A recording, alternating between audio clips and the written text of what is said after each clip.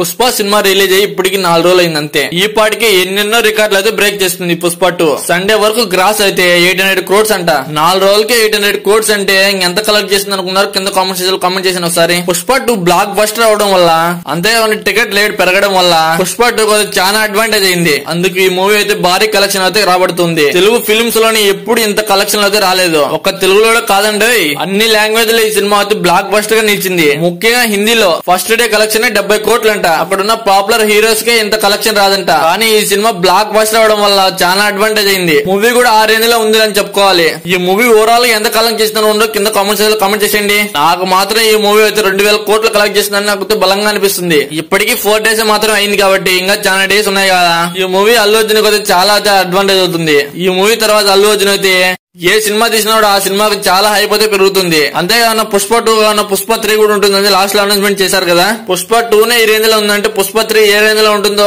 తలుచుకుంటే భయం వేస్తుంది. మీకు నచ్చిన పుష్ప 2 లో ఏ మూమెంట్ అయితే నచ్చిందో కింద కామెంట్ సెక్షన్ లో కామెంట్ చేసా మాత్రం మర్చిపోకండి. అంతేగాన పుష్ప 2 లో ఒక షార్ట్ థింగ్ అయితే జరిగింది. పుష్ప 2 ప్రీమియర్ షోకి అయితే ఒక ఫ్యామిలీ రావడం జరిగింది. ఆ ఫ్యామిలీ అయితే అక్కడ తొక్కుసలాటలో ఒక చిన్న బాబు ఒక మదర్ అయితే తప్పించుకున్నారు. ఆ తర్వాత ఆ మదర్ అయితే చనిపోవడం వల్ల, అంతేకాకుండా ఆ పిల్లోడు కూడా చాలా గాయాలైనట్టు అక్కడున్న పోలీసు వారు అయితే వెల్లడించారు. ఆ మదర్ కి ఊపిరి ఆడక అక్కడే చనిపోయిందని వాళ్ళైతే చెప్పారు. కానీ దీనిపై రియాక్ట్ అయిన అల్లు అర్జున్ అయితే ఇది చాలా బాధాకరం. నేను ఎన్నోసార్లు సంజయ్ థియేటర్కి వెళ్లి సినిమా చూసొచ్చా కానీ ఇలాంటిది ఎప్పుడు జరగలేదని, ఇది అనుకోకుండా జరిగిందని క్షమాపణలు చెప్తూ ఆ కుటుంబాన్ని 25 lakhs డొనేట్ చేస్తూ ఆ అబ్బాయికి ఎటువంటి ఖర్చు కావాలని నేనే భరిస్తాను, మా పుష్ప టీం అయితే భరిస్తుంది అని అయితే చెప్పాడు. అంతేగాని ఎన్ని సర్దుబాటు అయిన తర్వాత నేను వాళ్ళని కలిసి ఏమి కావాలో వాళ్ళకి తీరుస్తానని, వాళ్ళకి ఫ్యూచర్ లో కూడా నా హెల్ప్ ఉంటుందని ఆయన అయితే ఒక వీడియోలో తెలియడం జరిగింది. ఎంతైనా ఒక ఫ్యామిలీ సినిమా చూడడానికి పోయిన తర్వాత ఇలాంటి సంఘటన జరగడానికి కారణం ఎవరంటారు? మెయిన్ గా అంతంత టికెట్ రేట్ తీసుకున్నప్పుడు థియేటర్ లో భద్రత కల్పించాలని మనస్ఫూర్తిగా కోరుకుంటున్నాను. ఇలాంటివి మళ్ళా జరగకుండా చూసుకోవాలని నా తరపున మనస్ఫూర్తిగా అయితే కోరుకుంటున్నాను.